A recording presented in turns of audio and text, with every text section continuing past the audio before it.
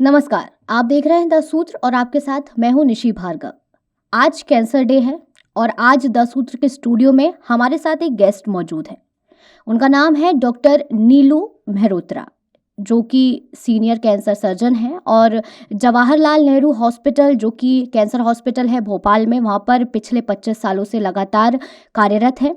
One of the best cancer doctors के award से उनको नवाजा गया है और कैंसर जो एक गंभीर बीमारी है जिसका नाम सुनकर लोग डर जाते हैं, अवेयरनेस लोगों में नहीं है, कैसे पता चले कि कैंसर है, कैसे उससे बचाव किया जा सकता है, इन तमाम मुद्दों पे आज चर्चा करने के लिए डॉक्टर नीलू आज हमारे साथ है। तो I would like to welcome doctor Neelu to the Sutra. Welcome ma'am.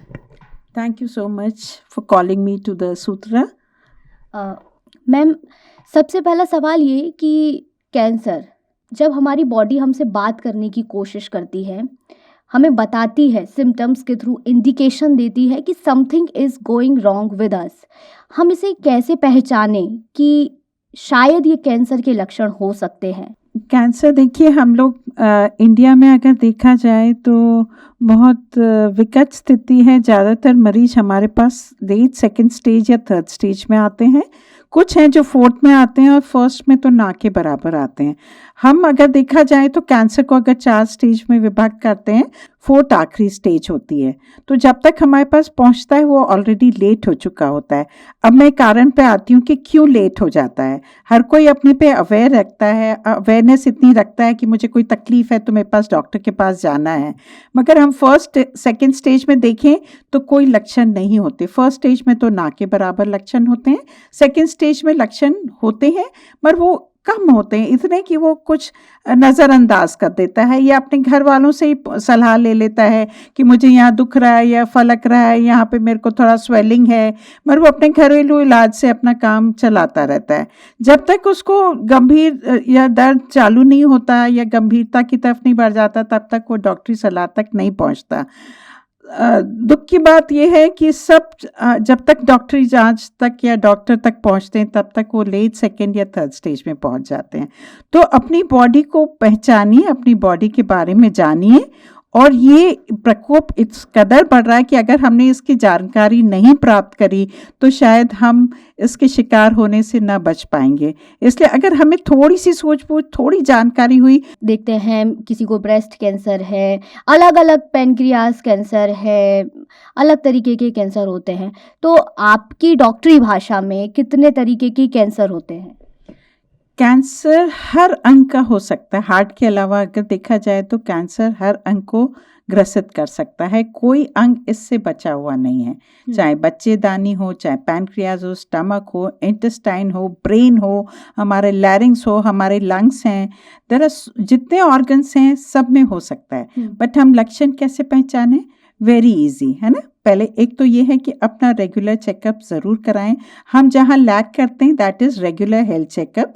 हम लोग अगर हर साल अपना चेकअप एक दिन बना लें, मुहैया कर लें कि हम इस दिन हमारा सारा हेल्थ चेकअप कराएंगे और सब जांचें जो भी डॉक्टर हमको एडवाइस करता है हम कराएंगे, तो हम उनको काफ़ी अर्ली स्टेज में पकड़ सकते हैं। हमारा ये कहना है कि आप ये ना सोचें कि बहुत बड़ी बड़ी जांचों की ज़रूरत है। हमें छोटी सी ब्लड टेस्ट है, थोड़े से जो मिनिमम इन्वेस्टिगेशंस होते हैं, ब्लड टेस्ट है जिसमें एक CBP है, लिवर फंक्शन टेस्ट है, किडनी फंक्शन टेस्ट है, इसमें काफ़ी चीज़ें पता चल जाती हैं। छाती के एक्सरे में हमें काफ़ी कुछ, लंग्स में कुछ प्रॉब्लम है, हार्ट में कुछ प्रॉब्लम है तो पता चल जाती है। सोनोग्राफी एब्डोमेन से हम काफ़ी सारे इंटरनल ऑर्गन्स देख सकते हैं। अपने यूट्रस है, ओवरीज हैं, हमारे सर्विक्स है, हमारे इंटेस्टाइन्स हैं, लिवर है, गॉल ब्लैडर है, पैनक्रियाज है, किडनीज हैं, ये सब ऑर्गन हमें सोनोग्राफी में दिख जाते हैं। जब हमें यहाँ पे कुछ गड़बड़ी नज़र आती है तब हम बड़ी जांचों की तरफ बढ़ते हैं, जैसे हम CT स्कैन कराते हैं, MRI कराते हैं, PET स्कैन कराते हैं ना, कॉन्ट्रास्ट एनहेंस CT स्कैन कराते हैं। वो हम इसलिए कराते हैं ताकि हम उनको और अच्छे से ज्ञात कर सकें, हम उसको प्रूफ कर सकें और उसका ट्रीटमेंट हम उसको स्टेजिंग करके उसका ट्रीटमेंट स्टार्ट कर सकें। तो जो मिथ है ना कि हम पता नहीं डॉक्टर के पास जाएंगे, वो पता नहीं कौन सी बड़ी बड़ी जांचें कराएगा, तो ऐसा कुछ भी नहीं है। जांचें हम मिनिमम से चालू करते हैं और एक रूटीन टेस्ट में तो बिल्कुल एडवाइस होते हैं मिनिमम टेस्ट, जिसमें हम काफ़ी कुछ चीज़ें पकड़ सकते हैं। तो हम चाहते हैं, हमारी तमन्ना यही है कि अगर किसी को पहले तो किसी को कैंसर न हो, अगर हो तो कम से कम वो हमारे पास फर्स्ट या सेकंड स्टेज में आए, क्योंकि जैसे जैसे स्टेज बढ़ती जाती है वैसे वैसे क्योरेबिलिटी रेट भी कम होता जाता है। जैसे अगर हम देखें तो फर्स्ट स्टेज में वो 90% है, मतलब अगर 100 मरीज देख रहे हैं तो 90 ठीक हो सकते हैं, 10 शायद वापस से उनमें कैंसर आ सकता है। सेकेंड स्टेज में देखें तो ये 60% हो जाती है कि अगर 100 मरीज देख रहे हैं हम तो 60 ठीक हो सकते हैं, 40 में वापस आ जाती है। थर्ड स्टेज में ये घट के 40% रह जाती है, मतलब कि 100 में से 60 में मरीजों में वापस आ सकती है। फोर्थ स्टेज में कोई ट्रीटमेंट नहीं है, हम उसको सिर्फ आराम देने की और थोड़ा समय और देने की कोशिश करते हैं। इसलिए अगर फर्स्ट सेकेंड स्टेज में आना है तो आपको रूटीन चेकअप के लिए जाना पड़ेगा, क्योंकि हमने क्या बताया आपको, फर्स्ट सेकेंड स्टेज में लक्षण बहुत ना के बराबर हैं। जब तक आप हमारे पास पहुंचते हो तब तक लेट हो जाते हैं, इसलिए रूटीन चेकअप ज़रूर कराएं अपना। अगला सवाल मैम, जो कैंसर के टिश्यूज़ होते हैं वो हमारे बॉडी के अंदर ही होते हैं, तो मेरा अगला सवाल यही है कि वो एक्टिव कैसे हो जाते हैं और क्यों हो जाते हैं? इसके लिए थोड़ा सा समझना पड़ेगा, थोड़ा सा पता नहीं सबको साइंस पता है कि नहीं, हमारे जो बॉडी है काफ़ी लाखों सेल से मिलके बनी हुई है। हर सेल एक नियंत्रित गति से डिवाइड होता रहता है और विभाजित होता रहता है। हम देखा जाए तो ये प्रक्रिया किन्हीं कारणवश एकदम बिगड़ जाती है और अनियंत्रित गति से डिवीजन चालू हो जाता है। एक सेल जहाँ 40 होने चाहिए वहाँ 400 बन जाते हैं, जहाँ 400 बनने हैं वहाँ 4000 बन जाते हैं, जहाँ 4000 की ज़रूरत है वहाँ 40,000 बन जाते हैं। तो ये सेल्स वहाँ इकट्ठे होने लगते हैं, बनते जाते हैं, बढ़ते जाते हैं। वो उस ऑर्गन में एक ट्यूमर का रूप अख्तियार करते रहते हैं और धीरे धीरे वो और ग्रो होते रहते हैं एक्सपोनेंशियली और एक बड़ा रूप तैयार कर लेते हैं। जैसे फर्स्ट स्टेज से वो सेकेंड स्टेज में पहुँच जाते हैं। फिर अब हर ऑर्गन की एक जगह फिक्स्ड है, अब वो ज़्यादा देर खुसक नहीं सकता है, तो वो कैंसर सेल दूसरे ऑर्गन में ग्रो होने लगते हैं, तो वो थर्ड स्टेज में पहुंच जाता है।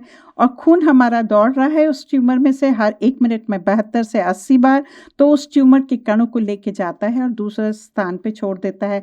जो इम्पॉर्टेंट ऑर्गन्स हैं, हमारे लिवर हैं, लंग्स हैं, ब्रेन हैं, बोन हैं, तो उनमें जाके वो छोड़ देता है। वहाँ पे जो एंड शिराएँ होती हैं वहाँ पे वो फंस जाते हैं और वहीं पे वो ग्रो हो जाते हैं। अगर उनको उपजाऊ ज़मीन या एटमॉस्फेयर अच्छा मिलता है तो वहाँ पे ग्रोथ होने लग जाती है, जिसको हम कहते हैं फोर्थ स्टेज कैंसर कहते हैं ना, कि लंग में फैल गया, लिवर में फैल गया, बोन्स में आ गया। तो दीज आर द कॉमन साइज जहाँ पे कैंसर फैल के जाता है, तो इसको हम स्टेज 4 कहते हैं।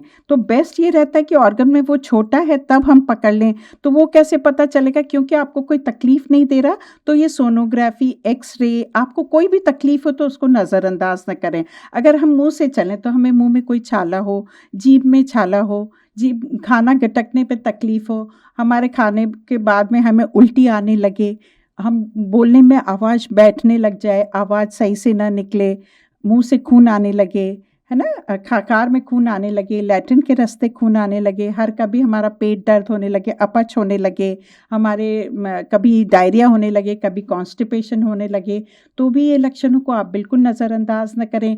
कोई मस्सा है जो छोटा था, बचपन से है आपको, मगर अब वो एक विकराल रूप धारण कर रहा है, जल्दी से बढ़ रहा है, वो थोड़ा एंग्री लुकिंग लग रहा है, तो उस पर ज़रूर ध्यान दें। आपको नहीं समझ में आ रहा है तो डॉक्टरी सलाह लें। अस्पताल हर जगह मौजूद हैं, हर शहर में हज़ारों की तादाद में हॉस्पिटल हैं, डॉक्टर्स हैं। तो प्लीज़ हमारा आपसे विनती और निवेदन है कि कोई भी सिम्टम हो जो आपको अन्यथा लगता है तो उसको नज़रअंदाज न करिए, डॉक्टर्स की सलाह अवश्य लें। ये जो नीलू मैम ने बताया ये सिम्टम्स थे, कैसे पता चले कि हमें कैंसर है या नहीं है।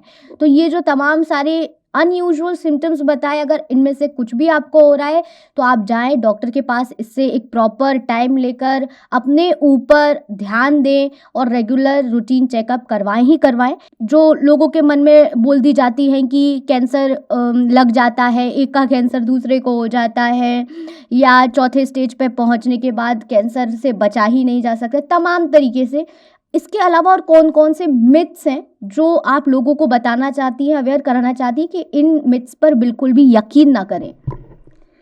जैसा हम देखते आ रहे हैं, लोगों को काफ़ी कुछ अपने पड़ोसियों से और संबंधियों से पता चलता रहता है कि भाई अगर ट्यूमर है, अगर उसमें चक्कू चल गया तो वो बढ़ जाता है एकदम से। कई लोग तो बायोप्सी कराने को तैयार नहीं होते क्योंकि उनके रिश्तेदारों ने कहा है कि अगर टुकड़ा लेंगे तो ये कैंसर और जल्दी तेजी से फैलेगा।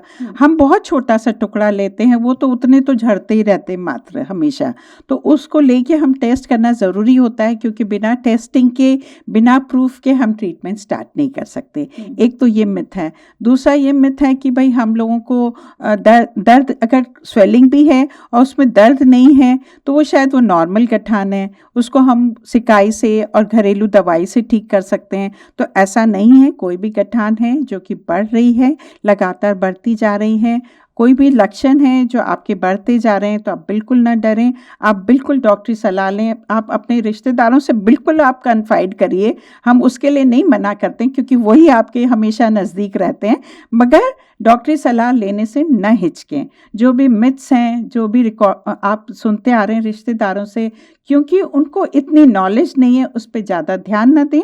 दिखाने में क्या हर्ज है, दिखा के और पता ही चल जाएगा कि भाई नहीं है तो ये आपकी खुशनसीबी है। और हम तो चाहते हैं कि यही पता चले कि हम आपको ये न्यूज़ दें कि आप कैंसर से ग्रसित नहीं हैं। तो प्लीज़ मिथ्स पे ध्यान न दें और जो कुछ आपके विवेक कहता है, अपना विवेक इस्तेमाल कीजिए और डॉक्टरी सलाह लीजिए। हाल ही में पूनम पांडे का नाम आपने मैम सुना होगा। She did a gimmick. उन्होंने बताया कि उनके मैनेजर ने बताया, पोस्ट किया कल इंस्टाग्राम पर मॉर्निंग में कि सर्वाइकल कैंसर की वजह से अब जो पूनम पांडे हमारे बीच नहीं रही। और आज ये पता चलता है कि that was just a PR stunt, जिसको लेकर वो लगातार आज सुबह से ट्रोल हो रही है। मेरा पहला सवाल यही है कि ये कितना सही है, आपका पॉइंट ऑफ व्यू इस पर क्या? और दूसरा सवाल ये है कि सर्वाइकल कैंसर क्या होता है? सर्वाइकल कैंसर, बच्चेदानी का मुंह को हम सर्विक्स बोलते हैं, उसको फिर हम सर्वाइकल कैंसर कहते हैं। सर्विक्स हमारी यहाँ की रीढ़ की हड्डी में भी होता है तो कई लोग उससे भी कंफ्यूज हो जाते हैं, बट ये जो सबसे ज़्यादा, ये सेकंड मोस्ट कॉमन कैंसर है इंडिया में। ग्रामीण क्षेत्र में तो फर्स्ट नंबर पे आता है सर्वाइकल कैंसर। वहाँ ज़्यादातर ग्रामीण क्षेत्रों में इसलिए होता है कि वहाँ पे अमूमन शादी 12 से 14 या 16 साल में कर दी जाती है क्योंकि बाल विवाह वहाँ पे अभी भी कॉमन है। तो उस टाइम पे वो न केवल शारीरिक रूप से अपरिपक्व, मानसिक रूप से, बट शारीरिक रूप से भी अपरिपक्व होती हैं, जिसके कारण सेक्सुअल एक्टिविटी के कारण वहाँ इन्फेक्शन लग जाता है। कैंसर की इसमें ही सर्विक्स में एक प्री कैंसर स्टेज भी होती है। प्री कैंसर से कैंसर तक आने में 10 साल का वक्त लगता है, मगर क्योंकि अफसोस की बात है कोई हॉस्पिटल जाता नहीं है, दिखाने जाता नहीं है, तो पता चलता नहीं है। गाँव में ज़्यादातर डिलीवरीज घर पे ही होती हैं और जल्दी, क्योंकि बाल विवाह हो गया है तो जल्दी सेक्सुअल एक्टिविटी भी स्टार्ट हो जाती है और बच्चे भी जल्दी और ज़्यादा कर बैठती हैं। ये भी एक कारण है वहाँ पे सर्वाइकल कैंसर ज़्यादा होने का, प्लस लैक ऑफ हाइजीन। अब इसका ये कहने का ये मतलब तात्पर्य नहीं है कि शहरी महिला इससे अछूती हैं। शहरी महिलाओं में देखने को मिलता है, उसमें भी कई कारण होते हैं। तो क्योंकि ज़्यादातर ये ह्यूमन पैपिलोमा वायरस से होता है, जो कि उसके काफ़ी स्ट्रेन्स होती हैं, 16 और 18 सबसे ज़्यादा कॉमन होती हैं। तो ये इन्फेक्शन बहुत जल्दी लगता है सर्विक्स में, और जो वो उस टाइम पे जब वो हमारी बॉडी बन रही होती है, यूट्रस ग्रो हो रहा होता है, तो ट्रांसफॉर्मेशन जोन में जब ये वायरस घुस जाता है तो उसका DNA हमारे DNA से समाहित हो जाता है और वहाँ पे ग्रोथ चालू हो जाती है। तो उससे बचने के लिए यही है कि भाई बाल विवाह से हम दूर रहें, जैसा बोलते हैं वैसे भी नहीं होना चाहिए, तो उसका ध्यान रखें, बच्चे भी ज़्यादा ना करें, हाइजीन का बहुत ध्यान दें। और यही चाहते हैं कि सर्विक्स कैंसर की हम दर को कम लेके आएँ, और इसके लिए ह्यूमन पैपिलो, जैसे इन्होंने करा, अभी गिमिक करा पूनम पांडे जी ने, तो कहीं ना कहीं मैं ये कहूँगी कि था तो अच्छा, सेंस में नहीं मानूंगी मैं, फिर भी लोगों में अवेयरनेस आई। चलो उसका एक हम अगर पॉजिटिव साइड लें तो कम से कम ये तो हुआ कि लोगों को नज़र आया, समझ में आया कि सर्वाइकल कैंसर भी कोई चीज़ है जिस पे गौर किया जाना चाहिए। क्योंकि हम लोग फिल्म स्टार्स या इस तरह के जो सेलिब्रिटीज़ होते हैं उन पे, उनकी न्यूज़ पे बहुत ज़्यादा ध्यान देते हैं, तो उनकी भी एक उत्तरदायित्व बनता है कि वो हमारा आकर्षण इस ओर भी खींचे, और शायद वो कुछ हद तक इसमें कामयाब रहीं। हालांकि बहुत अच्छे टेस्ट में नहीं था, बट फिर भी चलिए जहाँ तक वो कामयाब हो सकी और जितने लोगों को वो अवेयर कर सकी वो ये उसी को लेके हम संतोष करते हैं। अगला सवाल ये है मैम कि जितना हमको फिजिकली कैंसर तोड़ता है, मेंटली भी बहुत ज़्यादा डिजास्टर क्रिएट कर देता है। जब तक हमें ये मालूम नहीं होता है कि हम कैंसर से सफ़र कर रहे हैं, तब तक हम उसको बहुत हमारी बॉडी को नॉर्मल कैरी करते हैं, और जैसे ये डायग्नोस हो जाता है कि हमको कैंसर है, तो हम अनयूजुअल हो जाते हैं, एबनॉर्मल हो जाते हैं, और हम मेंटली टूट जाते हैं। कहीं ना कहीं वी स्टार्टेड टू प्रिपेयर कि अब कहीं ना कहीं ये अंत है हमारे जीवन का। तो इन सब चीज़ों में meditation, exercises, yoga, determination, dedication और विल पावर का क्या रोल है? कैंसर अगर पता चलता है तो हम लोगों के लिए भी एक चीज़ होती है कि हम पेशेंट्स को कैसे डिस्क्लोज करें, कैंसर न्यूज़ कैसे दें। मगर हम देखते हैं क्योंकि कैंसर हॉस्पिटल में पेशेंट घाट घाट से घूम के आ चुका होता है, काफ़ी कुछ उसको नॉलेज प्राप्त हो चुकी होती है कि उसको कैंसर है। कई लोग सही में घबरा जाते हैं उसके बाद, है ना। तो हम लोगों का ये भी एक रोल रहता है कि उनको ढांढस बंधाना कि आपको कुछ ज़्यादा नहीं है, स्टेजिंग ज़्यादा नहीं है, आप क्योर हो सकती हैं। पर हम देखते हैं कि पेशेंट्स काफ़ी हताश होते हैं जब भी ये सुनने में आता है, और ऐसा लगता है जैसे हमारा वारंट लिख दिया गया है, अब ज़िंदगी में कुछ बचा नहीं है। पर ऐसा नहीं है। हम इसके टेलीविज़न द्वारा ये बताना चाहते हैं कि कैंसर का इलाज बखूबी संभव है, बशर्ते आप अपने प्रति सचेत हों, सजग हों, जागरूक हों और मेडिकल हेल्प लेने की आवश्यकता समझते हों और उसका समझ रखते हों। और बाकी एक्सरसाइजेस हैं और जो भी आपको हॉबीज़ हैं उस सब में भी आप अपने को लिप्त रखें और अपना ट्रीटमेंट आराम से और काफ़ी कंपोज होके लीजिए, ताकि आपका जितना भी ट्रीटमेंट है उस पे भी आप हमारे साथ में मिल के लड़ सकें और कैंसर पे विजय प्राप्त कर सकें। सर्वाइकल कैंसर को लेकर एक इंजेक्शन जो लॉन्च कर रही है, अब इंजेक्शन सरकार लॉन्च करने जा रही है, इस पर आप क्या कहेंगी? ये 1985 से इस कैंसर के इस इंजेक्शन के बारे में पता था, बट अभी तक वो इतना वर्ल्ड वाइड या इंडिया में भी इतना उसका प्रचलन नहीं बढ़ा। एक तो उसकी कॉस्ट इफ़ेक्टिवनेस, दूसरी अवेयरनेस के कारण लोगों को नहीं पता था कि लोगों को ये ज़रूर पता कि कैंसर के अगेंस्ट कोई वैक्सीन आया है, बट अभी तक ये नहीं पता था कि किसके अगेंस्ट आया है। तो सिर्फ एक सर्वाइकल कैंसर है जिसके अगेंस्ट वैक्सीन हमने बनाया, अपन की सीरम इंस्टीट्यूट ऑफ इंडिया और कहीं जगह बन रहा है।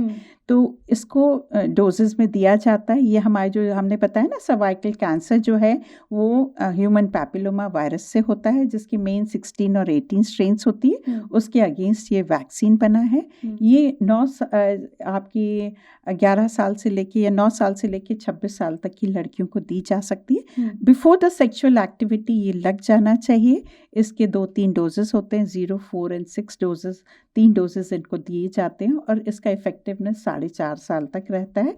और अभी तो इसको बढ़ा के हम लोगों ने 45 तक कर दिया है। क्या अगर चलिए इफेक्टिवनेस सबसे बेस्ट तो 15 ईयर्स के नीचे लग जाए तो बेस्ट रहता है, और नहीं लगा है क्योंकि अब ये प्रचलन में आ रहा है और किन्हीं के डर है तो 45 ईयर्स तक की उम्र, जब तक सेक्सुअल एक्टिविटी वाली एज है तब तक आप उसको लगवा सकते हैं, और कम से कम कुछ प्रभाव नहीं तो कुछ तो प्रभाव रहेगा और आप अपने को इससे बचाव कर सकते हैं इस कैंसर से। और इसको अब अभी खुशनसीबी है कि इस बजट में ये पास हो गया है वैक्सीन, और शायद 1-2 साल में ये free of cost young girls को लगाया जाएगा और शायद उनसे वो लाभान्वित होंगी। क्योंकि क्या है, ये इंजेक्शन अभी तो हम लोग पर्सनली खरीद के लगा रहे हैं, जिसका कॉस्ट रहता है। गांव वालों में अवेयरनेस नहीं है क्योंकि कैंसर, सर्वाइकल कैंसर गांव में ज़्यादा है और वह अवेयरनेस नहीं है, plus monetary also they are not well off, तो वो इंजेक्शन खरीद नहीं पाते, इसलिए हम इस पर विजय नहीं प्राप्त कर पा रहे। अगर ये इंजेक्शन गांव के या रूरल एरियाज़ में भी यूज़ होने लग जाएगा तो शायद हम इसकी दर को कम कर सकेंगे और कैंसर पे विजय प्राप्त कर सकेंगे, सर्वाइकल कैंसर पे। मैम, अवेयरनेस की बात करते हैं। अवेयरनेस से पहले मेरा एक सवाल और है। कहते हैं जेनेटिक जो होता है कि ये जब डॉक्टर बैठते हैं, डॉक्टर पूछते हैं कि आपकी जो फैमिली हिस्ट्री है वो क्या रही है, तो यूजुअली ये पता चलता है कि उनकी दादाजी इस चीज़ से एक्सपायर हुए, then mother also, then father also, then daughter also. तो जो आने वाली पीढ़ी है, जनरेशन है, क्योंकि अब हम बहुत ज़्यादा एडवांस टेक्नोलॉजी पे जा रहे हैं, एआई हमने इजाद कर लिया है, एआई पे बहुत अच्छा काम कर रहे हैं, आगे बढ़ रहे हैं, तो वो जेनेटिकली उसको ब्रेक करने के लिए अभी क्या रिसर्च चल रही है और हम कहाँ तक इसमें सक्सेसफुल हो पाए हैं कि जो कैंसर के जीन्स हैं वो हमारी जनरेशन से दूसरी जनरेशन में ना जाएं, जिससे कि बच्चे इससे शायद उनको ना हो कैंसर। जीन्स पे हम लोगों की बॉडी में जो सेल्स हैं उसके अंदर क्रोमोसोम्स होते हैं, क्रोमोसोम्स में जीन्स होती हैं।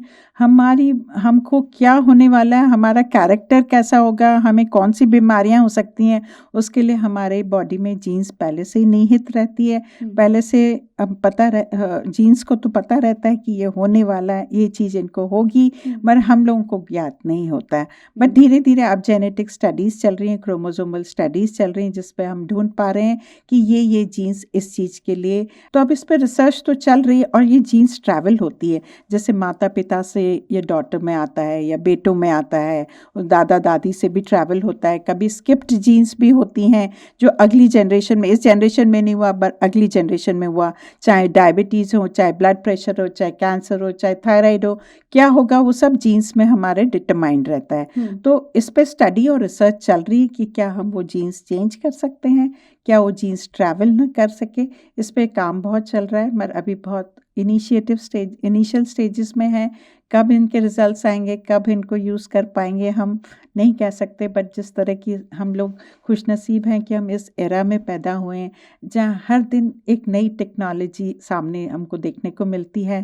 क्या क्या सोचा था किसी ने, फ़ोन नहीं सोचा था किसी ने, ये नहीं सोचे थे पाम टॉप आएंगे, फिर लैपटॉप्स आ गए, फिर सब कुछ फ़ोन में आ गया, घड़ी कंप्यूटर सब कुछ हमारे फ़ोन में निहित है, अब घड़ियों के रूप में आने लगा। तो हमको पता है, हम डायबिटीज़ आपको पता चल सकती, ब्लड प्रेशर आपको, पल्स आपको हाथ में आ जाती है, आप कितने टाइम कितना वॉक कर गए हैं, सब कुछ तो हमारे हाथ पे है, अब सब कुछ है। शायद वो दिन दूर नहीं है जब हम जीन्स को भी चेंज कर सकें। और दूसरा एक चीज़ और चली है, अब शायद वो आगे उसका भी यूज़ हो, जैसे स्पर्म बैंक्स हैं, स्पर्म यूज़ होते हैं, sperm good quality sperms are being kept, they are also use for artificial insemination. तो ये भी यूज़ होते जा रहे हैं, जिनमें बहुत सारी बीमारियां हों, जेनेटिक हो, और वो ट्रैवल चाहते हैं कि वो न ट्रैवल करें, तो they might make use of that technology also. But अभी ये बहुत इनिशियल स्टेजेस में, we can't use it as world wide, और किसी को पेस्टर भी नहीं करा जा सकता। But these are the things that are going to come up very soon. Ma'am ये पूछना चाहती हूँ कि जैसे कि अवेयरनेस पे मैं बात करना चाहती हूँ, लोग अवेयर नहीं हैं। आपने बोला बहुत एडवांस लेवल पे हम काम कर रहे हैं, लेकिन क्या आपको नहीं लगता है कि हम एडवांस लेवल पे आ गए हैं, बट उस एडवांस लेवल का जो पॉजिटिव साइड है, rather than using that positive side, we are going to that negative side. For an example, using lot of mobile phones, बिगड़ी हुई लाइफस्टाइल, अपने बॉडी को बहुत ज़्यादा कंफर्ट देना, बहुत ज़्यादा एक्सरसाइजेस पर ध्यान नहीं देना, एक लाइफस्टाइल यंगस्टर्स में ये ज़्यादा चल रहा है। बात करते हैं जो हम देख रहे हैं, जिस तरीके का कंटेंट हम देख रहे हैं, यंगस्टर्स, यंग बच्चे देख रहे हैं, छोटे बच्चे देख रहे हैं कि they are used to for watching reality shows, they are watching TV serials and they are watching web series। तो इस तरीके का जो उसमें कंटेंट, एक थ्रिलर, एक सीरियल किलर्स टाइप का जो बहुत ज़्यादा आपको एक्साइट कर दे, सस्पेंस हो जिसमें, ये सारी चीज़ें देखना कहाँ तक सही है? अगर हमें वाकई में हम अवेयरनेस पे बात कर रहे हैं, जैसे आज कैंसर डे है तो हमने कैंसर पे बात कर ली, now we will not talk about it for the next 364 days. तो इस पर ये बहुत ज़रूरी मुद्दा है कि इस पर लगातार 365 दिन बात होनी चाहिए। कैसे ये ज़्यादा से ज़्यादा लोगों तक पहुंच पाए, कैसे लोग इसको देख पाए, समझ पाए, और वो डॉक्टर से जाकर एक कंसल्टेंसी ले पाए कि हम शायद एक बार देख लें। हो सकता है कि ये इंटरव्यू बहुत सारे लोग देख रहे हैं, देखेंगे, उसके बाद थोड़ी देर सोचेंगे और उसके बाद भूल जाएंगे। इस पे क्या कहेंगे? देखिए टीवी सीरियल्स सबको बहुत लुभाते हैं बच्चों को। अब तो खैर सब फ़ोन्स में आ गया है, उसमें भी सब ये सब देखते हैं। पहले हम लोग खुद भी बहुत धारावाहिक देखे हैं, सास बहू सीरियल्स बहुत बनाए हैं, है ना? तो लोगों को वो चीज़ें जो बहुत फैंसी होती हैं वो लोगों को लुभाती हैं। हम ये चाहते थे क्योंकि ये ऑडियो विजुअल एक बहुत स्ट्रॉन्ग एड है जो हम लोग जनता तक माध्यम अपनी बात पहुंचाने का। तो हम क्योंकि अगर हम खाली अलग से हम कैंसर के ऊपर टॉक रखें या सिर्फ कैंसर पे ही एक कोई सीरियल बनाए या कुछ है तो शायद लोग उसको कम पसंद करेंगे। मगर हम इन्हीं सीरियल्स में कोई ऐसा एपिसोड डाल सकते हैं या कुछ एपिसोड्स ऐसे डालें जिसमें सिर्फ कैंसर के बारे में हम थोड़ा सा लोगों को अवेयर कर सकें। जैसे एडवर्टाइजमेंट होता है ना, आजकल बीच बीच में एडवर्टाइजमेंट आ जाता है, तो हम उसको एडवर्टाइजमेंट में ना करके उसको उसी में निहित कर दें और इनकॉर्पोरेट कर लें। हमारी बहुत निवेदन रहेगा जो भी टीवी सीरियल्स बनाते हैं वो इस पे भी गौर रखें, क्योंकि उनके भी समाज के प्रति एक जिम्मेदारी बनती है। खाली इस तरह के कंटेंट दिखा के हम लोग कुछ दुनिया में कोई बहुत अच्छा काम नहीं करके जाएंगे। हम ये चाहते हैं कि लोगों को अपनी, क्योंकि ये बीमारी अगर हमने अभी इस टाइम पे इस पे काम नहीं करा तो ये बहुत विकराल रूप धारण करने वाली है। जैसे हमने एक बहुत विकट समय देखा जब कोरोना आया, घर में हर किसी की मौतें देखी। वो मगर ये था कि वो स्पर्ट्स पे आती, वो एपिडेमिक्स होते हैं जो चले जाते हैं, आते हैं, चले जाते हैं, फिर 10 साल तक सब भूल जाते हैं उनको। मगर cancer is here to stay.